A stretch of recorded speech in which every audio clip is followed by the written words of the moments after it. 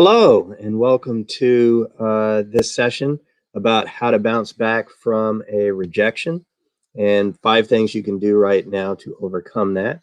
My name is Joe Farr. I am a Veritas Prep consultant, and I will be conducting this webinar with you today. And I will be answering questions throughout, so feel free to pop your questions into the chat box as I go along. And if it's a question that I know I will be getting to in a future slide, I'll let you know, but otherwise I will be answering throughout. And so I am going to start my slideshow now and share it with you so that we can get going. Again, this is how to bounce back from an MBA rejection and the 5 things you should do now. And so about me, I got my bachelor's in economics from Duke University with a minor in chemistry. And like pretty much everybody who goes to Duke, I went there thinking I was going to become a doctor. But I was fortunate to be a manager for the men's basketball team all 4 years. And that exposure to sports and entertainment actually opened up my eyes to a new potential path. And of course, now I'm still getting used to the idea of the fact that Coach K won't be on our sidelines anymore after next season. But it was a very fulfilling experience, and I learned a lot. And because of that experience, I was able to get an internship with the Atlantic Coast Conference right after I graduated. And that led me to an amazing experience at ESPN, where I worked for 4 years in the programming department. Now, in television, programming does not have anything to do with computers. We're the ones who negotiate the contracts with the various leagues and producers for the right to televise their programming.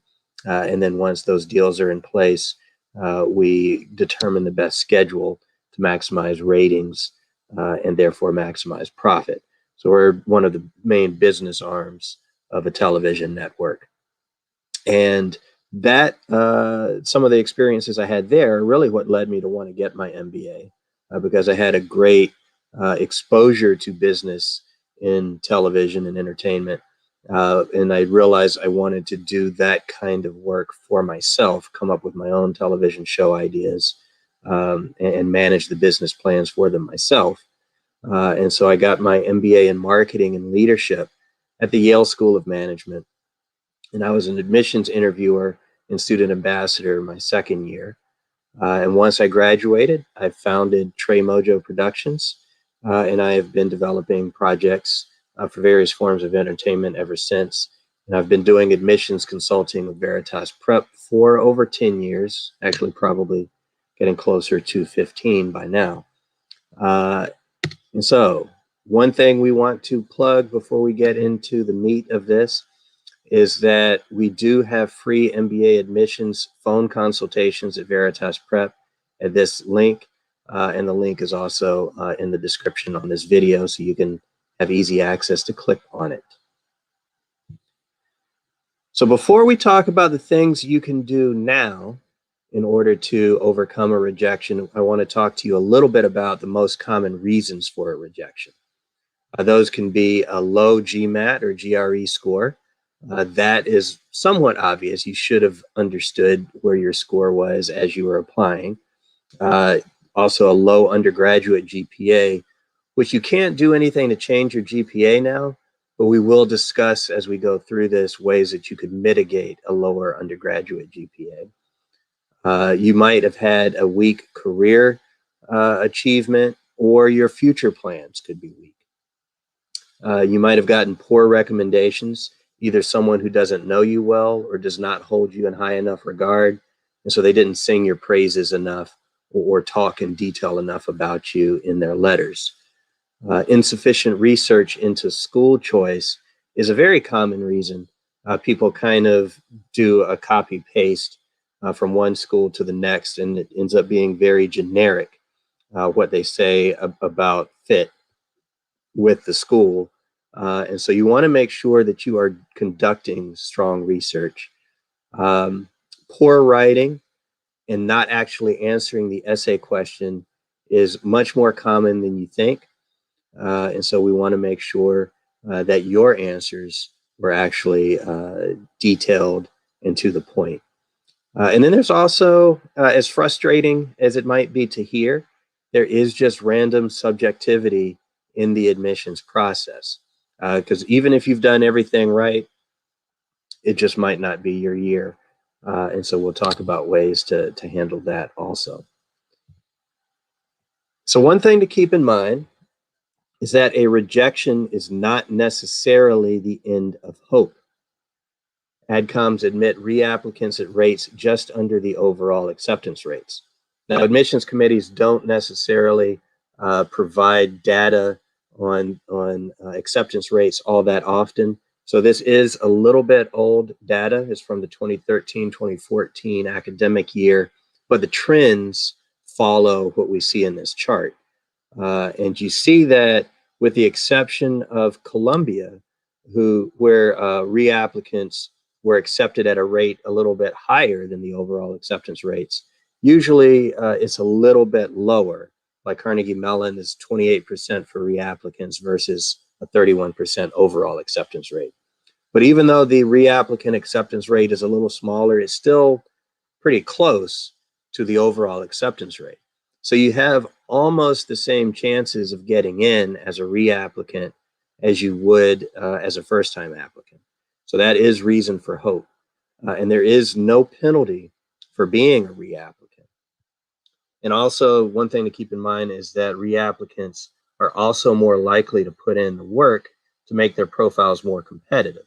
So that is one of the things that helps you to stand out a little bit.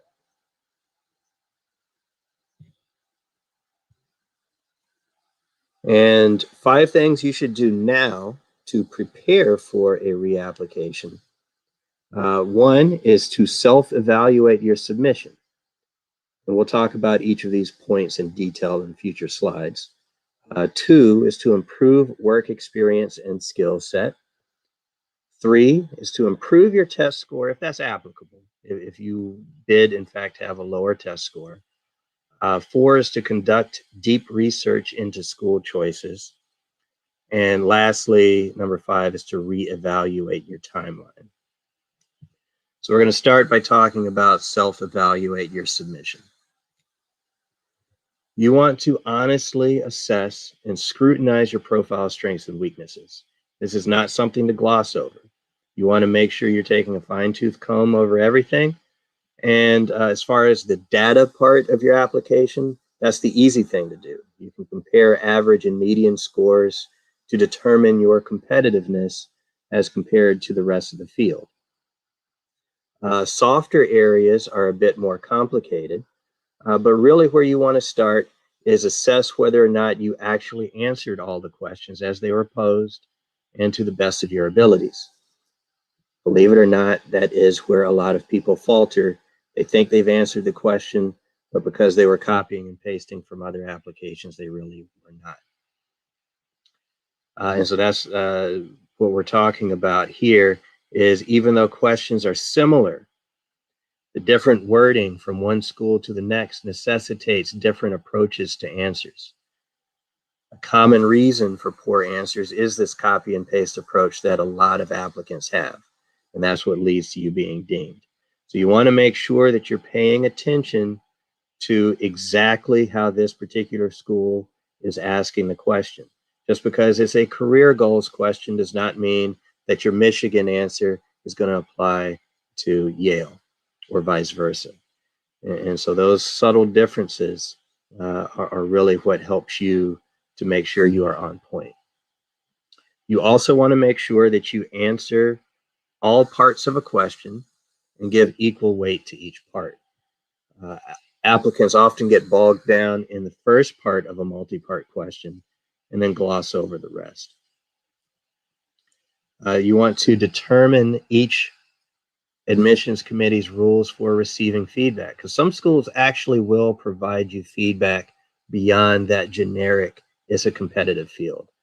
So if this particular school is willing to give you good feedback, that's something that you want to take advantage of because they're going to point you exactly to what you can do to improve yourself for the next time.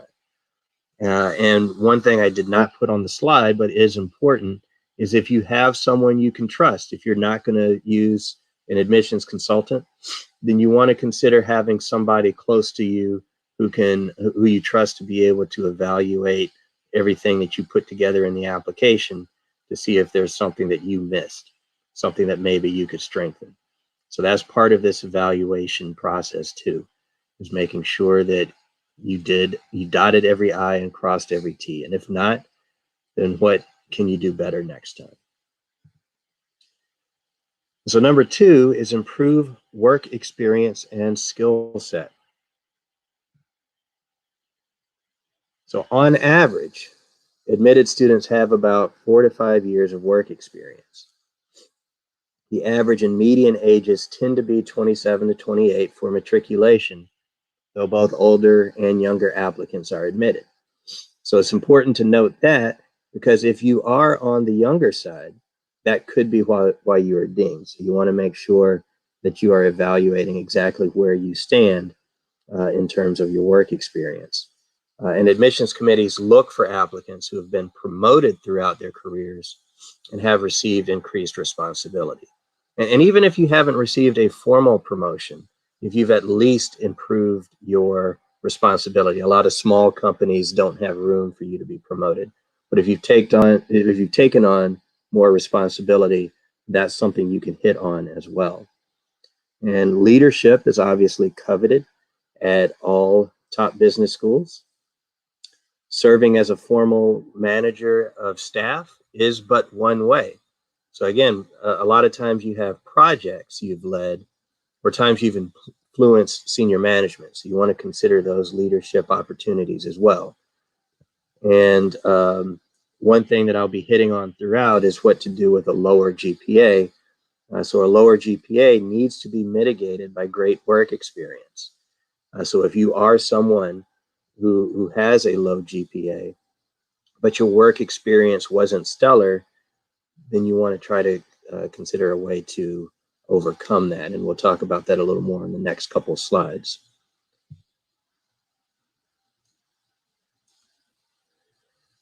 And so if you only have 1 to 2 years of work experience, consider gaining another year or two where you receive promotions and or additional responsibilities. And if you are closer to the median work experience, then consider what skills you're lacking for your intended career path. So obviously, this requires that you have a well-defined and attainable post-MBA career goal, which we will talk about a little more in a future slide. And there are often skills and experiences needed before your MBA to make your goals reachable. So determine what those are. That could also be part of why you were dinged, is that you didn't connect the dots between your past work experience, the MBA, and where you hope to go. And so you want to make sure you've done that research so that you understand the necessary path. And if you are at or even below that median work experience, but haven't quite gained the responsibilities that help you to stand out, then volunteer for additional responsibilities within your organization. If you thrive, that can obviously lead to a formal promotion. And you want to take coursework in your intended field if your job won't give you all the skills you need. So that is a common path for people to take some kind of, could be a continuing education course or something at the community college or an online course or something along those lines that help to fill in some gaps that you might have pre-MBA. So I want to talk to you about career goals a little bit, because this does play into figuring out how to get your current work experience aligned with the MBA needs. And so part of demonstrating your fit with your top choice is knowing what you plan to do short and long-term post-MBA. Definition of short-term in this context is immediately after you graduate from the MBA program, and long-term is 5 to 10 years after graduation. Short-term goals can provide skills to reach long-term goals. And don't try to craft the career goals you think the admissions committee wants to hear. Your goals should be what you truly want. So that means you have to look introspectively and determine what is fulfilling for you. So you have to conduct research so you can understand the industry and what is needed to reach these goals. And I know a lot of applicants go into this saying that they want to use the MBA to figure out what their career goals are. But at these top schools especially, it is far too competitive for you to not have a defined career path. Part of what goes into how these schools are ranked is job placement afterwards. And if you come in sounding wishy-washy, then the, the admissions committee sees you as a risk. Because if they can't figure out how this school is going to help you and how they can place you in a job after, then they're not going to accept you necessarily, unless everything else is just completely stellar. But it's a risk at best to not have your career goals defined. It can change. Your career goals can change while you're in school because of the exposure you've had to everything with the coursework and the different clubs and whatnot. And that is totally fine. But based on the current snapshot, you need to have a defined goal so that you can show where your past experience helps to prepare you for the MBA, which together will then prepare you for your future goals.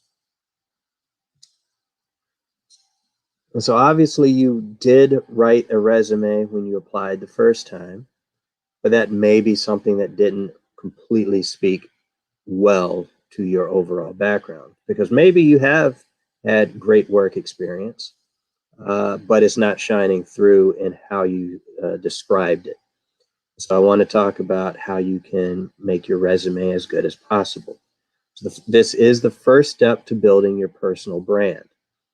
It's often the first impression to who you are as an applicant and a person. And the 6 steps to building a perfect resume are to make sure you are doing 1 page per decade that you've been in the workforce. You want to begin bullets with active verbs like led, developed, enacted, things of that nature. And you want to focus on bullets that show your accomplishments, not your daily duties. And that is a common error for these applications, is that people talk about what their day-to-day jobs are supposed to be, but they don't actually focus on what they did. So what you want to think about is, how did you improve the company during your tenure? Or another way to think about it is, why were you better in the job than somebody else? And so you want to quantify these things as much as possible. Like you increased sales by X% or decreased costs by Y%. If you manage budgets of large budgets and successfully led negotiations, bringing in X number of dollars, those sorts of things help to tell your story very well. You want to place education at the bottom of your resume, particularly if you've been out of school for a while. If you're somebody who just graduated and you're trying to get into one of those, like Harvard 1+1 programs, you can keep your education at the top. But if you're someone who is rejected, that was probably because you don't have the work experience. So you do want to, as we talked about in a previous slide, consider getting more work experience, which then means put your education at the bottom. And you want to include extracurricular activities and hobbies. School-related extracurriculars go in the education section, and profession-related goes in a separate section. So now we're going to talk about improving your test score. So if you have a lower score and you do not retake the exam, then the admissions committees will question your commitment. Admissions committees do not have issues with multiple attempts. There is no penalty for retaking. They're going to take your highest test score. And GMAT, who oversees the GMAT and the EA, They estimate that 3/4 of applicants who retake the GMAT perform better than before. And you want to assume or budget 100 to 120 hours of study over several months in order to make sure you're getting the type of score that you need. And if your first take was self-study, you want to strongly consider using a tutor this time around. And if you took the GMAT first, then try the GRE or the EA. Applicants without a quantitative background often perform better on the GRE. And the EA is still a relatively new test that offers an alternate format. And so I'm just going to take a moment to answer a couple of the questions that have come through. Hari, I hope I'm pronouncing your name correctly. Sorry if I am not. But Hari asks, is GMAT easy or tough? Really, that is case by case. There are people who consider it easy, but that is few and far between. For most people, it is a difficult exam, as somewhat proven by the percentiles for the actual test. So you'll notice that most people who take the GMAT get below 600. Now, for the top schools, that's very different. Most people are getting 680 or above for the top schools. So if you're only looking at the stats for top schools, it might look easy. But if you look at the overall stats, it is considered a difficult exam. GRE, as I know you didn't ask about GRE, but GRE for some feels like an easier test. And the EA also for some feels like an easier test. And there's no penalty for taking the GRE or the EA. But really, you have to take a look at those exams for yourself. Maybe just take one practice exam and see how they felt, and then see which of those exams is the better fit for you. And Hideki is saying that he applied to Darden, Duke, and Ross with a 700 score. Pretty low score considering the fact that you're applying from India, and got rejected from all. You were thinking of going for GRE instead, as you seem to have hit a ceiling with GMAT. Do I think schools would take it wrongly, or is it okay to change tests? And so I'm thinking you may have asked the question before I got through this slide, but there's no issue with changing tests. That's totally fine. And you're saying that you're a computer science engineer from a top tier school in India. And so that is part of the difficulty with your particular profile, because the computer sciences and Indian male, that is an overrepresented group. So it makes it a little bit harder to stand out. And with a 700 score for computer science Indian male, that is on the lower side. But the other thing, and we'll talk a little bit more about this in a future slide, the other thing you want to consider is if there are other ways that you can make yourself stand out, so that you're not just being judged as another computer science Indian male. And your 6+ years of experience, I think, will help. But you want to think about some of the extracurriculars you do, and things of that nature, in addition to switching over to GRE. But again, there is nothing wrong with switching to the GRE. So I hope that answers both of your questions. And so we're going to talk a little bit more about improving the test score. So the question a lot of people ask is, what is a good enough score to get into business school? And in general, that of course depends on where you're applying. 19 US-based programs in 2018 had GMAT averages of over 700. Almost all of these schools are top 20 schools. So again, if you're applying to those competitive schools, these scores are skewed high. And in Stanford, in 2019, Stanford had the highest average score at 734. Now, in general, the average score is not your target score. You want to shoot for the middle 80% range. And GMAT scores tend to become viable at about 680, depending on the school, because it's the bottom end of the middle 80%.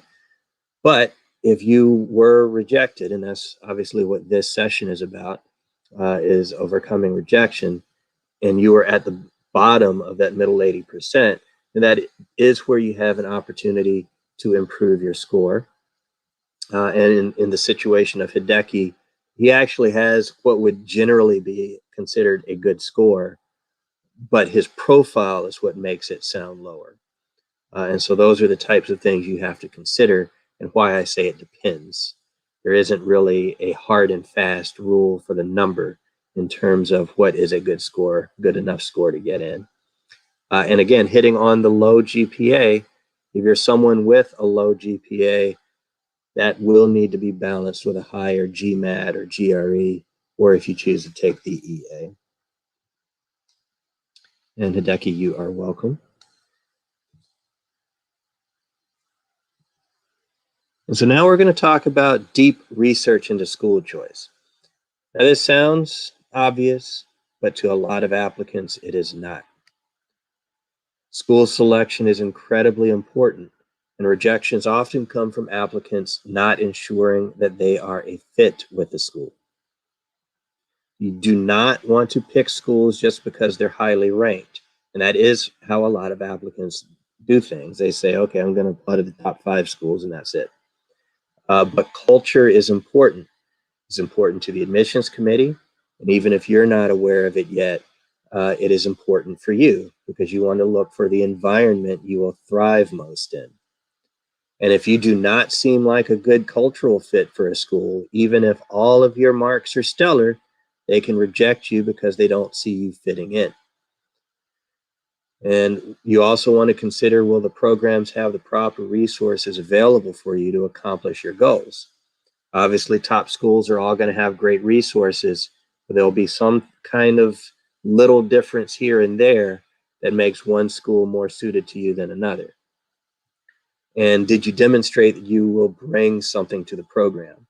Because they're not just looking for applicants who are trying to get something out of the school.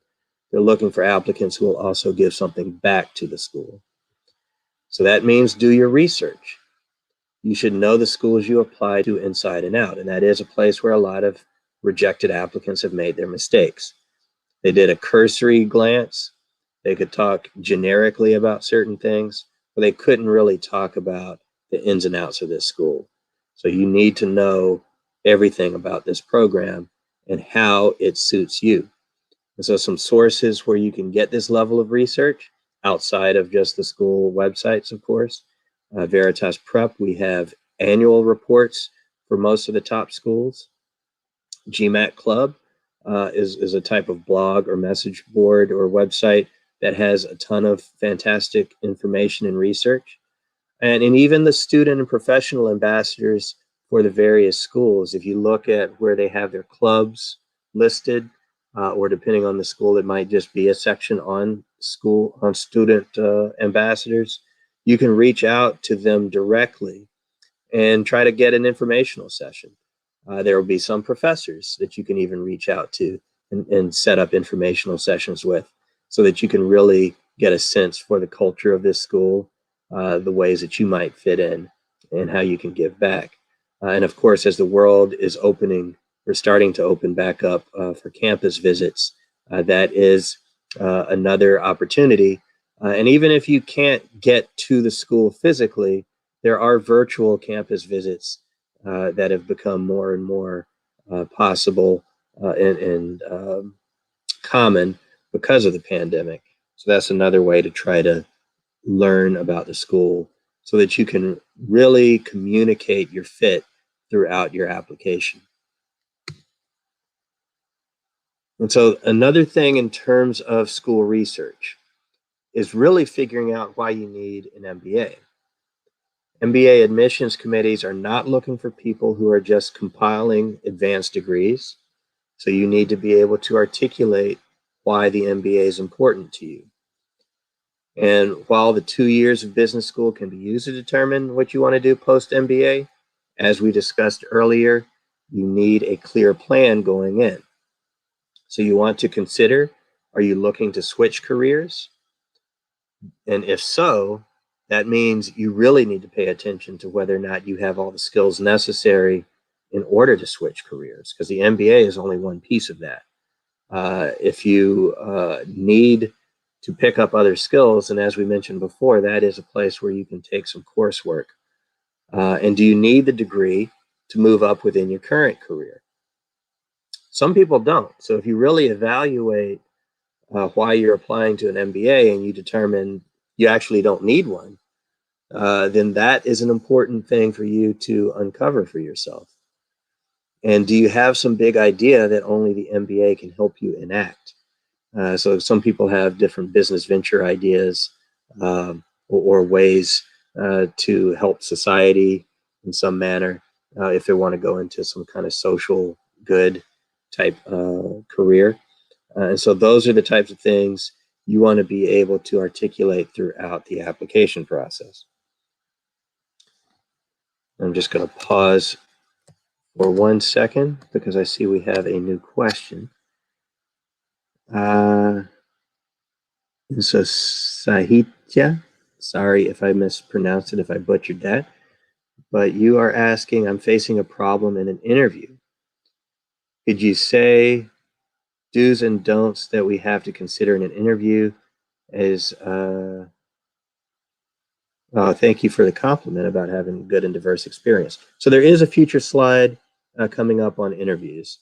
So if I do not answer your question after we can complete that slide, then feel free to hit me back in comments.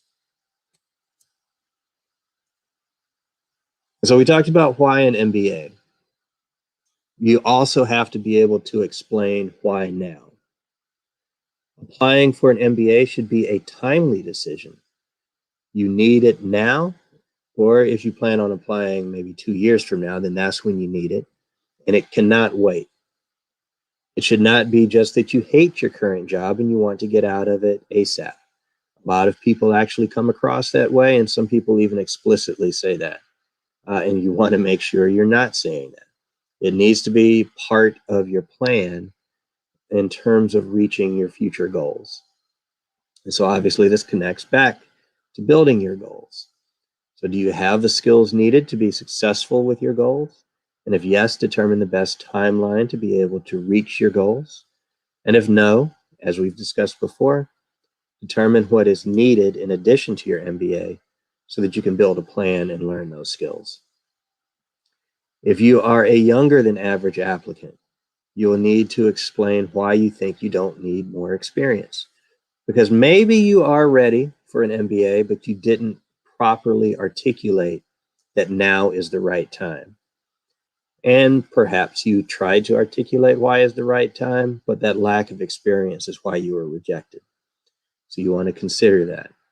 I know that a lot of applicants kind of take the position that I just want to apply now. I just want it, but it needs to be more than that. There needs to be something you can articulate about why this is the right time beyond just wanting it. And if you don't have all of your ducks in a row, then you need to get them. Otherwise, you're going to be rejected again. Okay, so here's where we talk about interviews. And again, if I don't answer your question with this slide, feel free to respond. But just a general overview, I'm sure all of you know the general process, but interviews are blind and the interviewer has only seen your resume. If the interview is on campus, which is becoming more and more possible again as the world opens back up, then the interviewer will most likely be a second-year student, but could also be an admissions committee member. If it's a second-year student, then the interview will generally just follow a basic script. If it's an admissions committee member, that person may or may not try to throw a few more curveballs at you, but those are more behavioral type questions. If you can't make it to campus, interviews can also be done via Skype or Zoom or with an alum in your area. Interview questions tend to start with an overview of your education and career. So this is the walk me through your resume type question. Other important questions are why you're applying for an MBA, why this particular school, and why now. So you want to dress appropriately for business. Business formal is dressing appropriately. There are people who make those mistakes. And so again, this is where deep research into the school is incredibly important, because you want to be able to talk about all the ways that you are a fit with this program, how you're going to give back, how the program is going to enrich you. You want to be able to ask insightful questions, if you have any. If you've done so much research you don't have questions for the interviewer, that's fine. But you don't want to ask stupid questions. I know that there are people who say there's no such thing as a stupid question, but if it's something that was obvious on their website, then yes, there is such a thing as a stupid question. So you want to make sure you know everything about the program. A lot of people make mistakes in interviews by being arrogant. You want to have the right balance of humility and confidence, but you want to make sure that you aren't coming across as being overly full of yourself. And so you just want to be over prepared for interviews, is really how you want to approach it. And you want to know, this sounds obvious, but a lot of applicants make this mistake. You want to know your resume inside and out. You want to be an expert on yourself. And that means knowing more than just the facts that are written in your resume. You want to understand why you made these decisions. Why did you go to this school? Why did you major in this particular discipline? Why did you choose this job versus any other options that you had? And if you can talk about those behavioral aspects as well as the facts themselves, then you are really presenting yourself in a better light. And so that's where a lot of people go wrong, is they don't have that expert knowledge of themselves. And you think they would, but they don't. And so I think, or at least I hope, Sahitya, again, I'm sorry if I'm mispronouncing your name. I hope that that answers any questions you had, but please let me know if I didn't. And so lastly, we're going to talk about reevaluating your timeline. And so applications are all about timing. And so you want to consider if you have the time or capacity to implement the changes necessary to reach admission success. For some, the changes needed will be minimal. Maybe you have great work experience, you have great GMAT and GPA, and it was just maybe a little thing somewhere in the application that you need to improve upon. But for others, it might be more expansive because you have to do a lot more updating. And so questions to ask yourself to set an effective timeline are: how much studying will be required to get the test score you need? How much time will it take for you to reach a competitive level of leadership in your organization? Do you need to take any coursework to mitigate a low GPA or gain skills you cannot get from your current job? And lastly, do you need any need to add any extracurricular activities to your profile? Because that is one thing that people get dinged on. If you are only engaged in your coursework when you were in undergrad and only engaged in your actual job post undergrad, that is a red flag. So if you're someone who does not have any extracurriculars anywhere, you need to add them. And it's not a case of just doing an extracurricular that you think looks good on the resume. It needs to be something you actually care about, because the passion will show through if it's something that you care about. And if it's something you're doing just to check off the box, they'll sniff that out. So you need to make sure you're doing something that truly speaks to you and your interests and your hobbies, so that you are engaged in your community just as much as you're engaged in your actual work organization. And Sahil, I see, has a question. If I am not ready with the application properly, as I feel some time more than the current deadline, should I wait for round two? So round two is a perfectly fine application round. Round two is when most people apply, and therefore when most people are getting admitted. There is no disadvantage to applying in round two. So yes, if you need more time, absolutely wait to round two. And the other thing to consider is it's more important to have your application in the best possible shape that you can than it is to hit a particular round one deadline. So you want to make sure that you are getting everything you need. So Sahil, that is perfect. Uh, so I see you've asked a follow-up question. There's no reason to be concerned about applying to round one. Yes, there are potentially some advantages to round one because it signals more interest in the school, and there are fewer people applying. But some of those advantages have started going away in recent years as more people have been applying round one. Uh, so there's less discernible advantage to applying in round one versus round two. But again, make sure the application is right. If you can get everything where you need it in time for round one, then of course there's no issue. But it's better to get your application exactly where you need it than to hit the round one deadline. And there's no issue with applying in round two.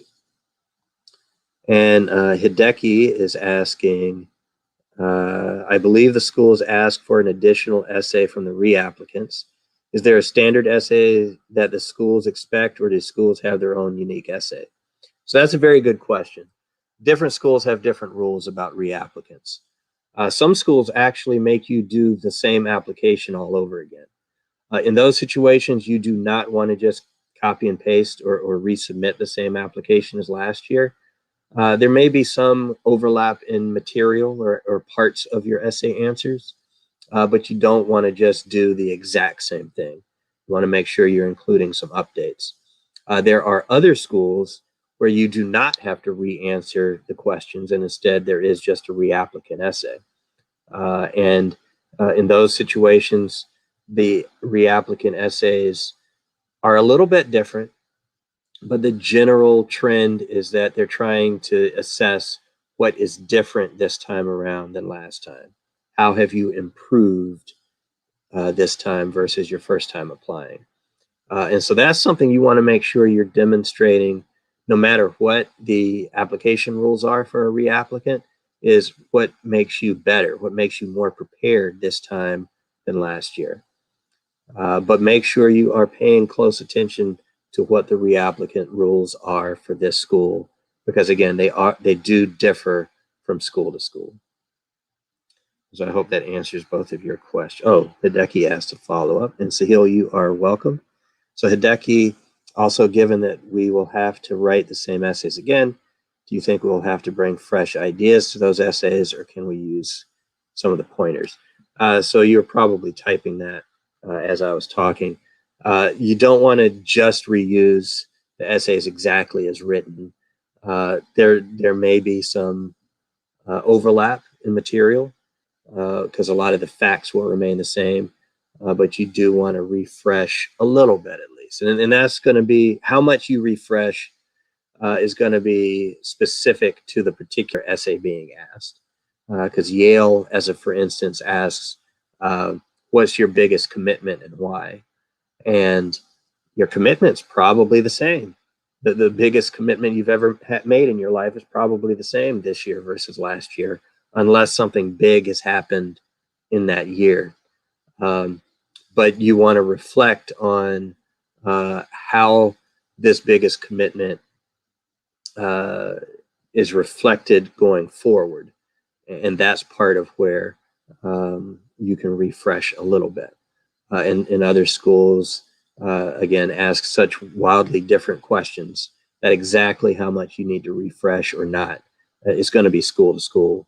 So there is no across the board answer for that. But I hope that that answers your question. And so now that we've talked about the 5 things you can do now, we're going to talk about subjectivity and applications, because you may have actually done everything right. Everything that I just talked about, maybe every I was dotted and every T was crossed and you still were rejected. And that's where it comes down to. It's a numbers game, and there will be more qualified cultural fits than there are seats. That's just how it works. More people who deserve to be in the program than there's space for them. So some decisions end up being random. Even admissions committee members admit that. So you do not want to take that personally. You may have applied in a year when the admissions committee looked for a different type. I think that what I heard on NPR one time, if I'm not butchering the quote, is you might be a violinist applying in a cello year. Next year, they might be looking for the cello players. So they could be looking for you. So it could just be a case of persevering. You also want to make sure you've differentiated yourself if you're a part of a very well-represented group. So we talked about this earlier. Like McKinsey consultants are common, particularly at certain schools, Indian IT males, and so forth. So if you are part of a well-represented group, or at some schools maybe an overrepresented group, then how are you different? And keep trying. There is no penalty for trying again. I have a friend who applied 3 or 4 years in a row and finally got into his dream school. That was Fuqua. I've heard of other people who kept applying, but it's not just a case. I mean, if you've made sure that you've dotted every I and crossed every T, even then there's something that you can probably find to refresh to demonstrate a better fit to help improve your chances. But most people, there is something that they were weak in, and they kept working on it to try to improve. And so that's what you want to make sure you're doing with each reapplication attempt. And consider expanding the school list if you've only applied to 1 or 2 dream schools, because sometimes a school just doesn't discern a fit, or maybe they think that you'd apply somewhere else and get in and choose that school instead. I mean, all kinds. That's part of the randomness and subjectivity that we're talking about that goes into certain rejections. So you want to maybe expand your pool a little bit, and that can improve your chances. And one thing you want to do is make sure that you are engaged in this program as much as possible, that you're networking with admissions committee members, you're networking with students, with professors, you're getting as many people within the program to become surrogates for you, to talk you up, to really want your success and can demonstrate it. And that will also help you to learn more about the school and to be able to communicate that more as you go forward. And so I just want to talk about the free MBA admissions phone consultation again. This link is in the description for this session. And so if you have any questions about applying to business school, want a profile evaluation, considering maybe utilizing our services for a reapplication, please feel free to reach out. This is a free consultation. And Hideki, you are welcome. And so this has been how to bounce back from an MBA rejection. 5 things you should do now. And I know I've been answering some questions throughout, but I'll open it up to more questions if you have them. So we will stay on for a few more minutes, see if you have any other questions. But I hope that this has been helpful for you.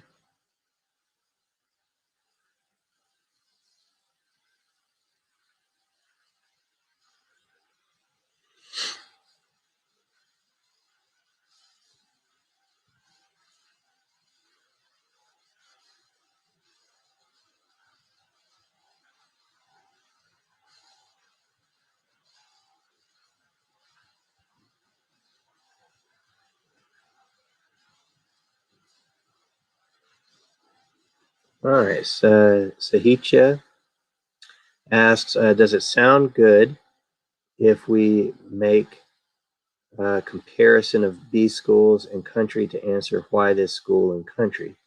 Generally, what does the interviewer expect? Oh, I'm glad I got your name pronounced correctly. Thank you. So it depends on exactly what you mean in terms of the school and country. There are a lot of reasons for people to pick a particular school in a particular country, and so that is certainly fair game to talk about in terms of why this school, because some people may want to start their career in a new country. Uh, so that is fair to talk about, but you want to make sure that it's more than just a superficial, I want to live there.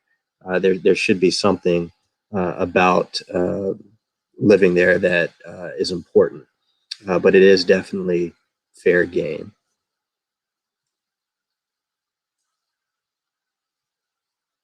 And I hope that answers your question. And hi, Madhav. I hope I pronounced your game correctly, or your name correctly. I'm not sure if you had a question to follow up or if you were just saying hi, but hello. Oh, here's your question. So if there are no material changes in job, how to highlight that? On the contrary, if you're changing your company in between two applications, how to convey that positively? So I'll start with your second question. If you're changing companies in between the two applications, that is theoretically because you are getting a promotion or you're getting more responsibility. Even if it's a lateral movement, there is some upside that in terms of you being able to build on your skill set, build on your experience, get exposed to new things. So those are the sorts of things you want to highlight. And so you want to just accentuate the positives is really what that is.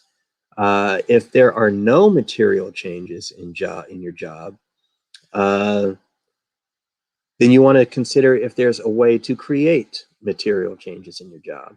As I mentioned in one of the slides, you could volunteer for new work. Now, if your work experience is stellar, then maybe that's not the place where you need to redouble your efforts. Maybe it's more about getting your extracurriculars.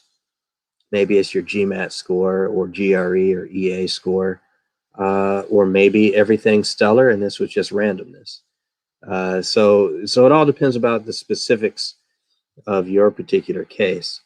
But you do want to try to figure out if there's a weakness in your current career profile and if there's something that you can do to improve that. So I hope that answers your question.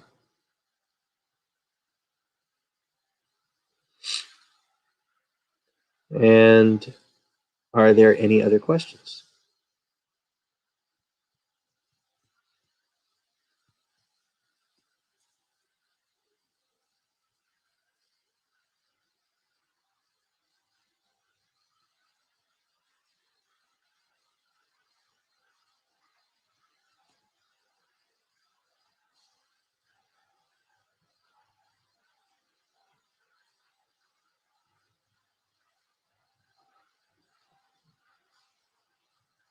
You're very welcome, Sahitya. And Madhav has a follow-up. If the job change is in a different industry or function, then how to tie that into the revised goals. So if you're changing industries, is that because that industry is suited to your career goals? If so, then what you can highlight is the fact that this change is to really help you align to your future goals and to gain the skills you need and the experience you need and the exposure to certain parts of that world. So that's an easy thing to do. Now, some people actually do change industries into something that is further away from their career goals. That's where it's harder to connect those dots. You'll have to find a creative way to see how this new experience will actually give you something, a skill set or an experience that aligns with the goals. But like I said, in theory, you're changing in order to align to your goals and get more prepared. And so that's just an easy thing to explain, that you did this in order to reach your goals and be prepared once you get to the MBA program to tackle that career path. And so I hope that helps.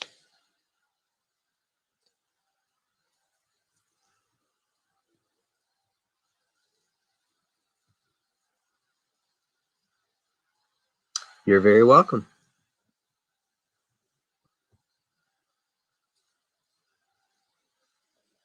And Hideki, this was a very helpful session.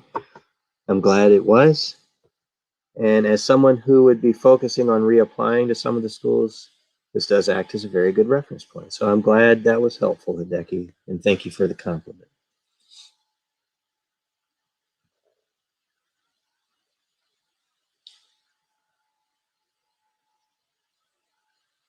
Are there any other questions?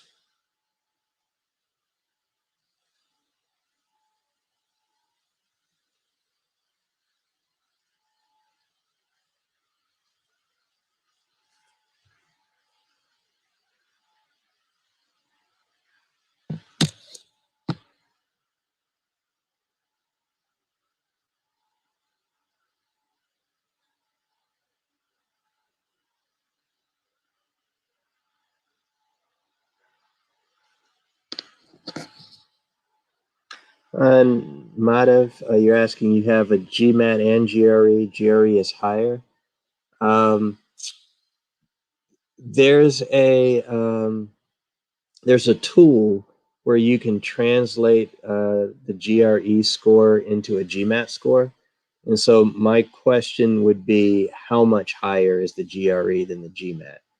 If it's not appreciably higher, then you might report both. I'd have to know the specifics of your numbers to know exactly what my advice would be. Uh, but if the GRE is appreciably higher, then just report the GRE.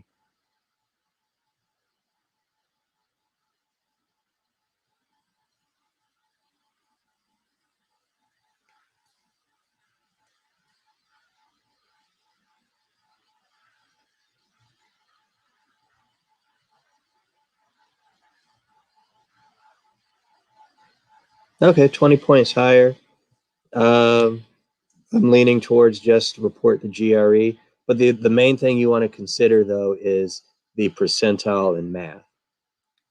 So that's really the determining factor as to which one to report. But it's sounding like you'll probably just want to report the GRE.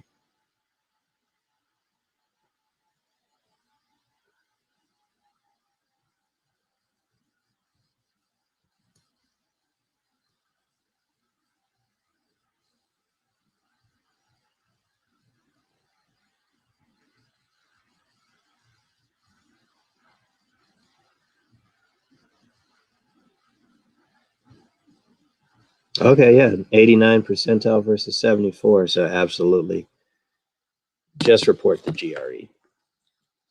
You'll do great.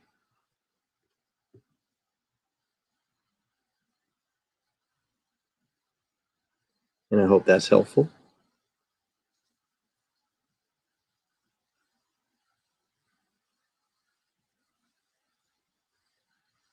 So I see GMAT Club. You're welcome, Madhav.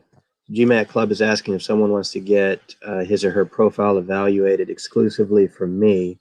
Then when you, I don't think, I haven't been on that form page, so I don't know if there's a specific place where you can, on the form, request me, but I think there will be a follow up with a live person where you can request me directly.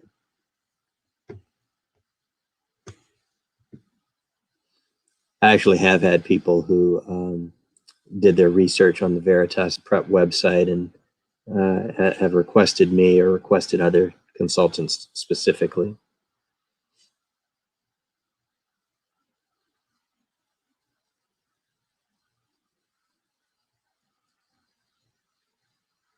All right, thank you.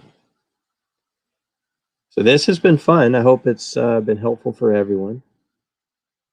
And hopefully this is getting you on your path to being able to overcome an MBA rejection. So I hope you have a great rest of your day.